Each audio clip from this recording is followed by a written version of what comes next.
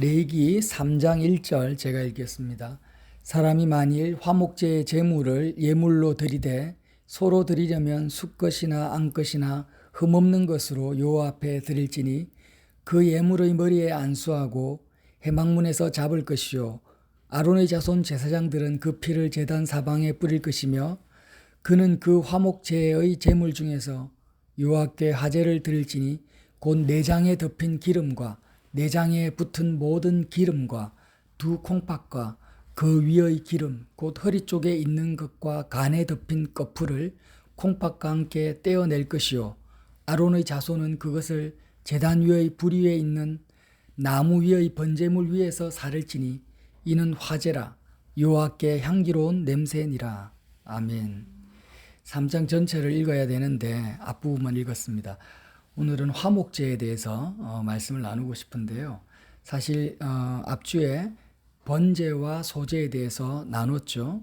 이 제사라는 것은 우리를 하나님이 받으실 수 있는 우리가 되는 거예요.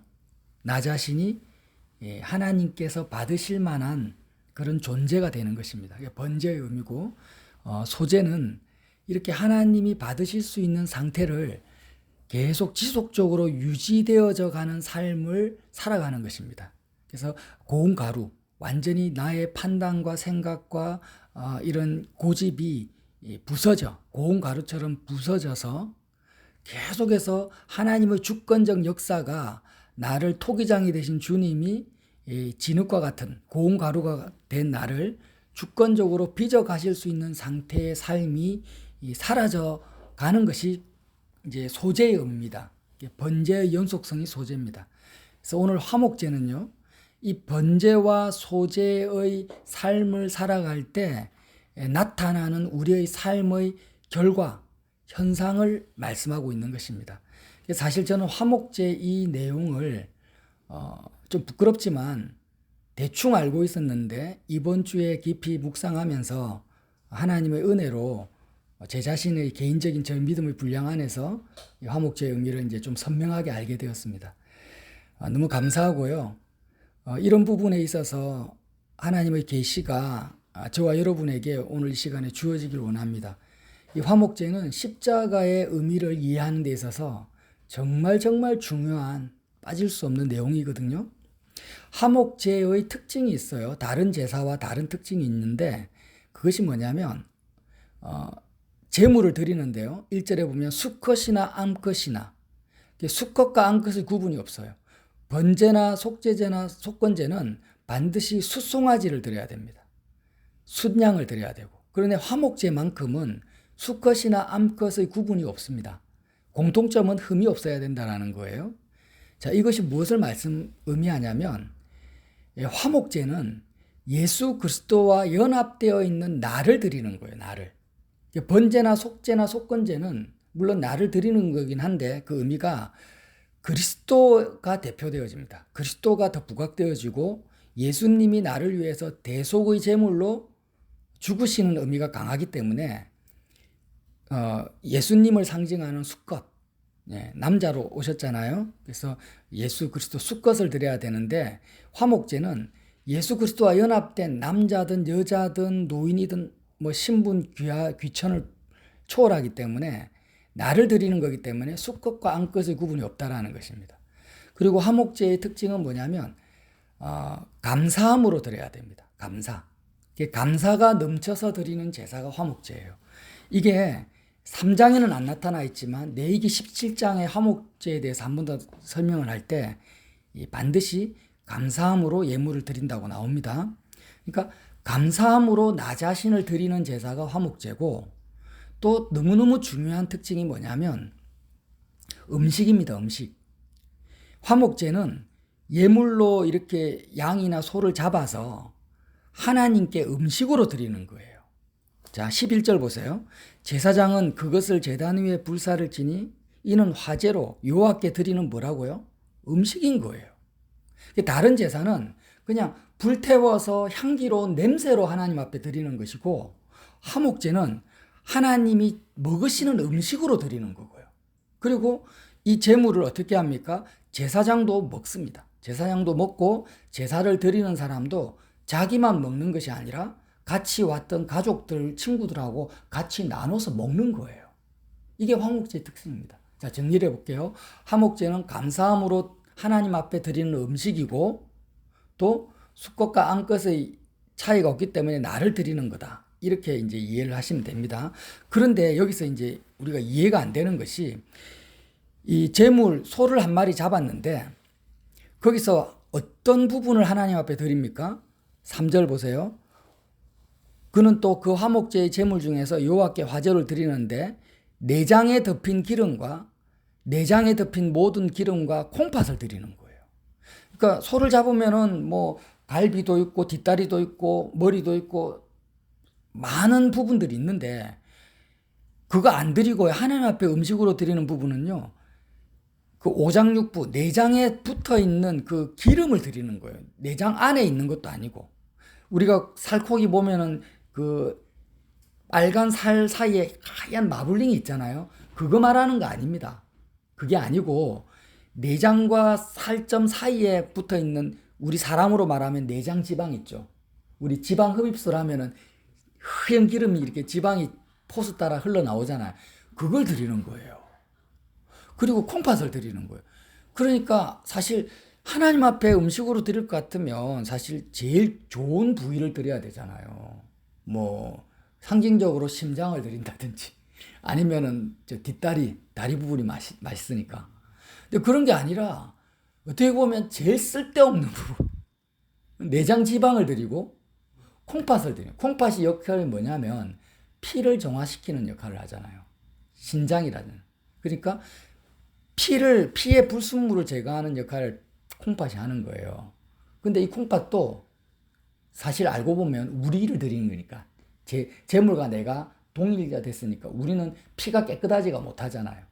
그러니까 요즘 말하면은 신장 이식 수술을 한다고요. 신장 그 투석하는 분들이. 그럼 신장이 망가져서 이제 신장 이식을 하는데 망가진 콩팥을 드리는 거예요. 몸에 망가진 콩팥을 드리는 거와 마찬가지고 또 내장 지방을 드리는 거예요. 근데 하나님께서 이게 음식이라는 거예요. 도대체가 너무너무 어려운 거예요. 본문이 어떻게 보면 너무 어렵고 난해한데, 그렇지가 않아요. 이 십자가의 의미를 깨달으면 와, 이게 너무너무 놀라운 거예요. 자, 그럼 일단 여기서 화목제의 그 의미가 제대로 지켜지지 않고 안 되어서 책망받은 교회가 있는데, 대표적인 신약 시대의 교회가 있는데, 그 교회가 뭐냐면 라오디게아 교회, 계시록에 나옵니다. 화목제가 제대로 이루어지지 않아서 예수님이 책망하신 대표적인 교회가 뭐냐면 라오디게아 교회라는 거예요. 계시록에 한번 가볼까요? 계시록 3장. 계시록 3장, 라오디게아 교회 3장 14절이죠. 자, 3장 17절 한번 보세요. 20절입니까? 20절. 너무나 잘 유명한 말씀. 볼지어다 내가 문 밖에 서서 두드리노니 누구든지 내 음성을 듣고 문을 열면 내가 그에게로 들어가 그와 더불어 먹고 그는 나와 더불어 먹으리라. 이게 화목제의 의미거든요. 하나님은 나와 함께 하나님의 음식을, 내가 여호와께 음식을 대접해 드리는 거예요. 예수님께 음식을 대접해 드립니다. 그럼 예수님은, 하나님은 나로 말미암아 나와 더불어 먹으시는 거예요. 여호와의 음식을 먹으시고, 나는 또 여호와로 말미암아, 예수님으로 말미암아 이렇게 서로 화목한 가운데서, 우리가 친한 사람을 식탁에 초대하지 뭐 불편한 사람 초대합니까? 그러니까 이렇게 같이 화목하게 모여가지고 오손도손 서로 음식을 대접하고 대접받고 하는 상태가 지금 화목제의 상태인 거예요. 근데 라오디게아 교회에 예수님이 나타나셔가지고 너희들은 지금 이런 화목한, 나와 더불어, 너는 나와 더불어 먹고 나는 너로 더불어 먹는 상태가 안 되니까 내가 나타나서 책망을 한다. 그럼 라오디게아 교회의 영적 상태는 어떤 상태냐? 17절에 말합니다. 17절.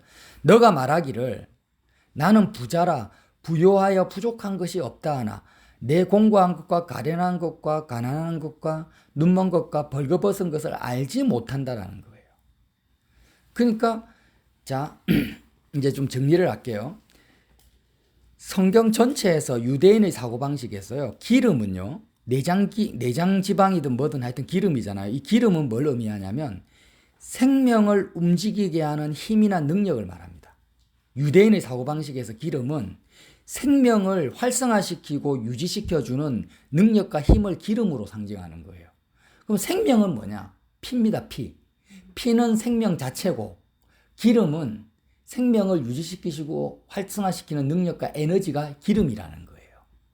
자, 그러면 재물을 잡았는데 기름을 하나님 앞에 음식으로 드린다라는 건 뭘 의미하냐면은 이런 거예요. 쉽게 말하면 사람들은 나라는 존재, 내 가족, 내 자녀, 남편, 아내가 나에게 생명이에요.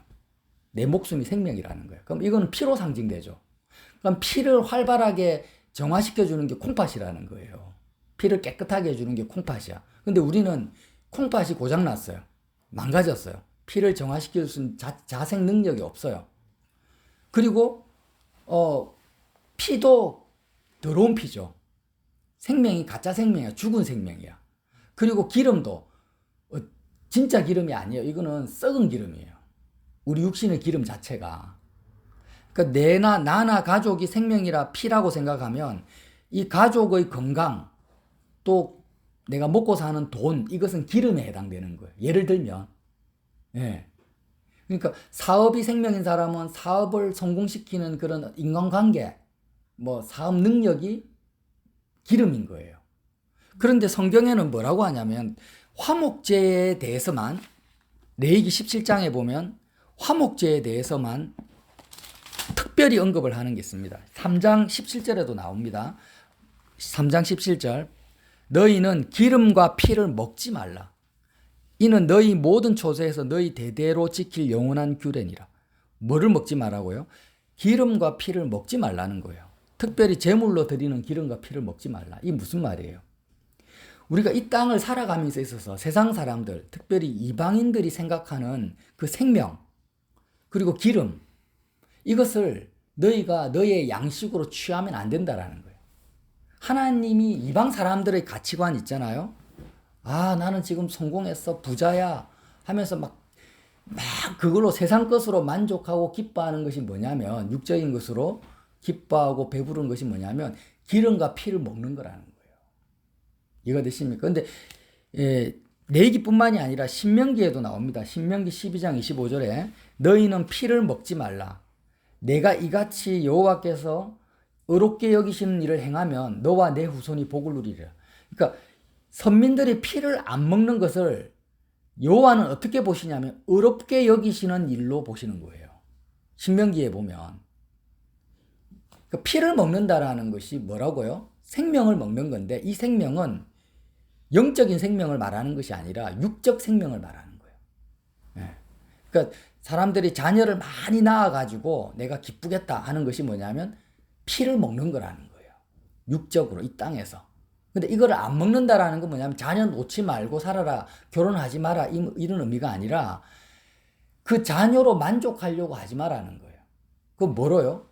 예수 피를 먹으라는 거예요. 예수 피를 먹으라. 하늘로부터 내려오는 양식을 먹으라는 거예요. 화목제물이 뭐냐면 이런 거예요. 예수님이 번제와 소제의 의미로 하늘로부터 내려오는 예수님의 그 피, 예수님의 피가 생명이잖아요. 영원한 생명을 내가 먹습니다. 번제와 소제를 통해서 예수님이 나의 만족이고 기쁨이고 나의 생명이 되시는 거예요. 그 기름은 뭐예요? 성령이에요, 성령. 예수의 영입니다. 그러니까 성령은 내가 이 땅을 살아가도록 내가 기뻐하고 즐거워하고 만족하게 하는 에너지, 힘인 거예요.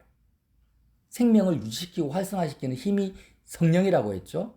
그러니까 선민들이 먹어야 될 기름과 피와 기름은 뭐냐면 예수 생명이고 성령이라는 거죠. 이렇게 번제와 소제로 예수님이 나의 생명이 되고 또 내가 살아갈 수 있는 힘, 성령으로 내가 인도받게 되면 나에게 필요 없는 것이 생겨버리는 거예요. 이전에는 필수적으로 필요했던 것인데 필요 없는 것이 뭐냐면 이 땅에서의 기름과 피가 나에게 무용지물이 되는 거예요. 어느 정도로 무용지물이 되냐? 내장 지방과 같이 무용지물된다는 거예요. 내장 지방, 정말 불필요한 거잖아요. 그 기름이지만 이게 비유적인 것이면서 실질적인 것이면서 굉장히 오묘한 거예요. 그러니까 라오디게아 성도들이 뭐라고 합니까? 하나님 앞에서 부자라 나는 부족한 것이 없다 이러는 거예요. 그러니까 세상에 어떤 기름과 피가 배가 불러가지고 하나님이 돈도 주시고 건강도 주시고 자녀도 주시고 다 형통케 주셨으니까 나는 부족한 것이 없고 세상의 기름과 피로 배불른 상태에서 하나님 앞에 뭐라 합니까? 감사를 하고 있는 거예요. 이거는 화목제가 아니라는 거예요. 이건 차든지 듣든지 해라. 이거는 죽도 밥도 아니다. 화목제라는 것은 뭐냐면 아브라함이 이삭을 바칠 때 이삭이 너무 아까워 죽겠어요. 이삭이 나의 피와 기름인데 이 피와 기름을 억지로 하나님이 바치려 하니까 내 육신의 욕망을 죽이면서 바치는 것이 아니고 이미 하나님으로부터 배부르고 하나님으로 배부르고 하나님이 나의 생명이 된 상태에서 이삭은 육적으로 보면 기름과 피인데 아브라함 입장에서는 잉여 제물이 돼버린 거예요. 잉여 제물이 된. 예를 들면 제가 이제 할머니 할아버지를 같으면 옆에 사랑하는 자식들, 손자, 며느리가 와가지고 잘해주고 하면 마음이 외로움이 없잖아요. 그러니까 마음이 기뻐요. 그러니까 가족들이 피와 기름인 상태인데 가족들이 있으면은 내가 기쁘고 자식이 없으면은 내가 마음이 우울해진 거야. 피가 빠져나간 것처럼. 근데 내가 번제와 소제, 십자가를 통해서 이제 세상에 대해서 죽어버리고 예수님의 생명으로 내 마음이 채워지고 성령을 받고 보니까 이제부터는 이전에 육적인 피와 기름이 나에게는 필요 없는 대상이 돼버린 거예요. 잉여 제물이 돼버린 거야. 이걸 뭐라고 말하냐면 화목 제물이 되었다라는 거예요. 그래서 자녀가 있어도 좋고 없어도 좋고 있으나 없으나 상관없는 존재가 된 거예요. 아브라함에게 이삭이 있어도 좋고 없어도 좋은 존재가 된 거예요. 예수님이 삭개오에게 찾아갔습니다. 근데 이전에 돈은 삭개오에게 피와 기름이었어요. 근데 예수님을 자신의 집으로 초청하고 예수님을 만나고 보니까 이제 돈은 있어도 되고 없어도 되는 존재가 돼버린 거예요. 이게 뭐냐면 돈이 화목 제물이 된 거예요. 여호와의 음식이 된 거예요. 이게 여호와의 음식이 된 거예요. 그래서 삭개오 입에서 뭐라 합니까? 자기가 손해를 끼친 자에게 네 배나 갚겠습니다. 이렇게 하잖아요. 하나님이 그걸로 배부른 거예요. 그러니까 우리가요 하나님 앞에 하나님께 음식을 대접해 드릴 수가 있습니다. 저와 여러분 누구든지 내 가지고 있는 돈을 막 재물을 아까운 것을 막 아까운 마음 억누르면서 드리는 것은 화목 제물이 아닙니다.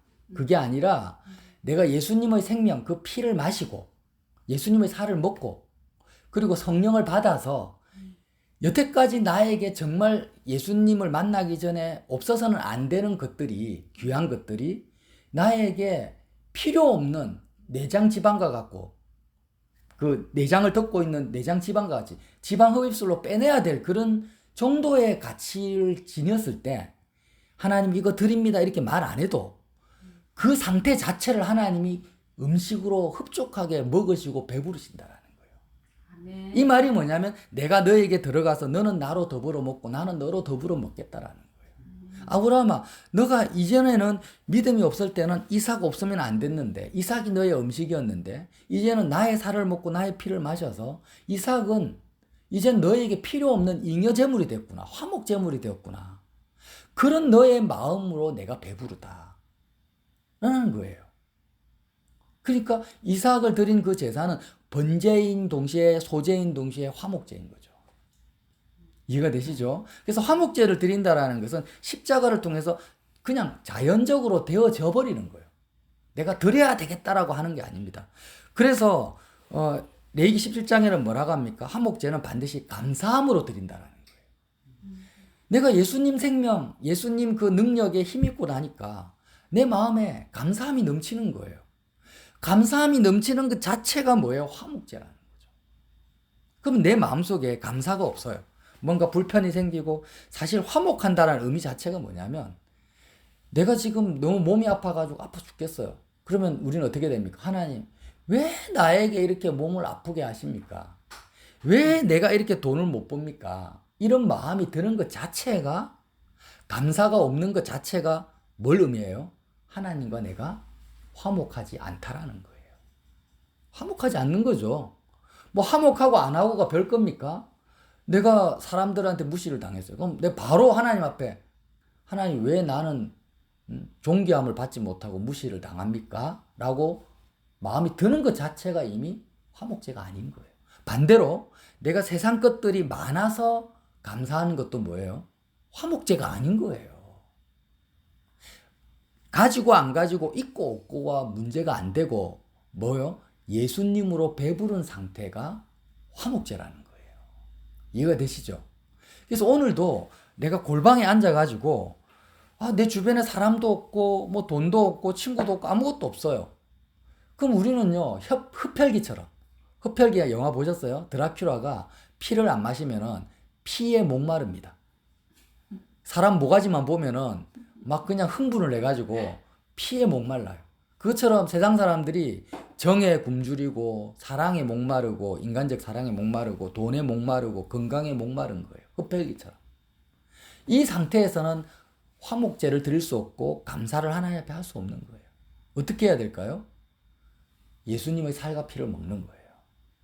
그리고 내가 너무 배불러가지고 이제 흡혈귀처럼 피에 목마르고 세상 생명에 목마른 마음들이 하나도 없이 다 사라졌을 때 그 자체를 하나님 보시고 네가 지금 돈을 수천만 원을 가지고 있는데 그 수천만 원의 돈이 너에게 아무 필요 없는 잉여재물이 됐네.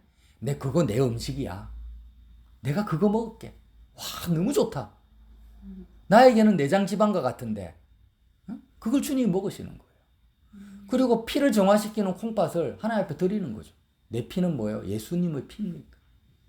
내 콩팥 필요 없는 거예요. 내가 스스로 나를 정화시킬 필요가 없는 거예요. 그러니까 하나님이 화목제의 제물을 모든 내장 지방 기름과 콩팥을 나에게 바쳐라.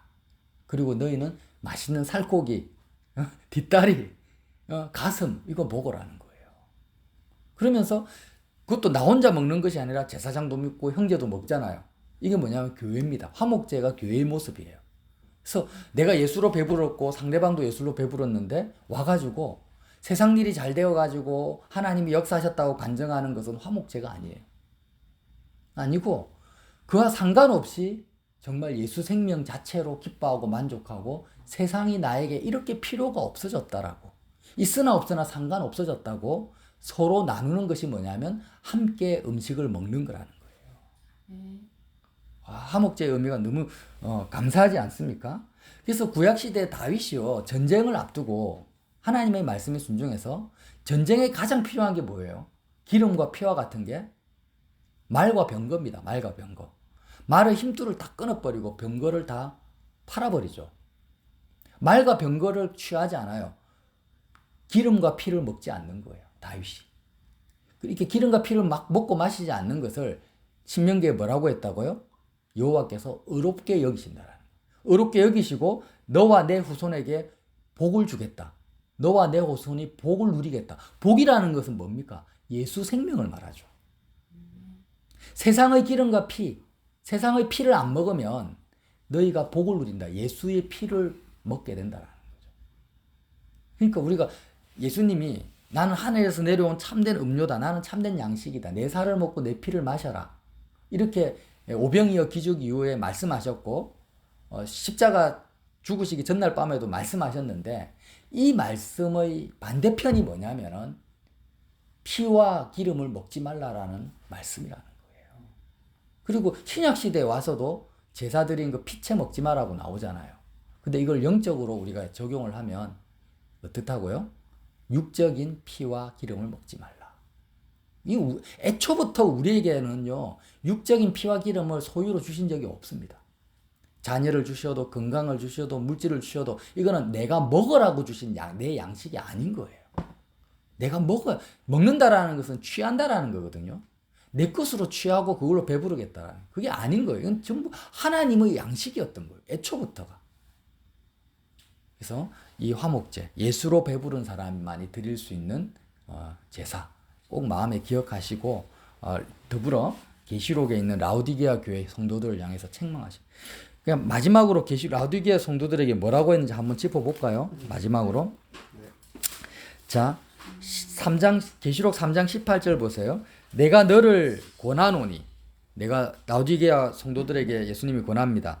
내게서 예수님에게서 불로 연단한 금을 사. 불로 연단한 금이라는 것은요. 불이라는 것은 소멸시키는 거잖아요. 그러니까 불타 없어질 세상에 속한 게 아닙니다. 불을 통과한, 불로 연단한다는 건 불시험을 통과할 수 있는 영원한 성을 말이에요. 금은 영원성이잖아. 불로 연단한 건 영원한 가치를 지닌 것으로 부유하게 하라는 거예요. 너의 마음을. 너의 마음을, 너의 생명을 그냥 죽으면 불타버릴 것들로 너의 그걸 피로 마시지 말고 영원한 가치를 지닌 것으로 불로 연단한 금, 그것으로 배불러라는 거예요. 금을 사고 뭐로 사요? 쓸데없는 것들을 하나님께 대접하고 사는 거예요. 산다라는 표현도 굉장한 의미를 가지고 있어요. 그리고 흰옷을 사서 벌거벗은 수치를 보이잖아요. 흰옷을 수치가 뭐냐면요. 선민들에게 있어 수치는 돈 없으면 안 되는 게 수치예요. 세상의 노예된 상태가 수치라. 애굽에 종살이하고 있는 상태가 수치라는 거예요. 내 옆에 사람이 없으면 안 돼요. 예수님이 계신데도 이게 수치로 수치. 출세하지 않고 승진하지 않으면 안 되고, 내 자식이 명문대학 안 가면 안 되고, 내가 사람들한테 인정받고 칭찬받지 않으면 안 되는 게 다 수치스러운 거예요. 세상에 노예된 거예요. 흰옷을 사라. 예수님으로 옷 입고 예수님으로 만족하면 그런 것들에 대해서 자유하는 거예요. 흰옷이 의미하는 것은 세상으로부터의 자유와 해방을 말합니다. 아멘. 세상 가치관에서 해방과 자유를 얻는 거예요. 흰옷이에요. 흰옷을 사서 수치를 가리라는 거죠. 가리고 안약을 사서 눈을 발라 보게 하라. 눈이라는 것은 가치가 안약, 내가 잘 보지를 못하는 거예요. 정말 불로 연단한 금, 영원한 가치가 뭔지, 수치가 뭔지 이런 걸 보지 못하니까 안약을 사서 눈에 발라 보게 하라는 거예요.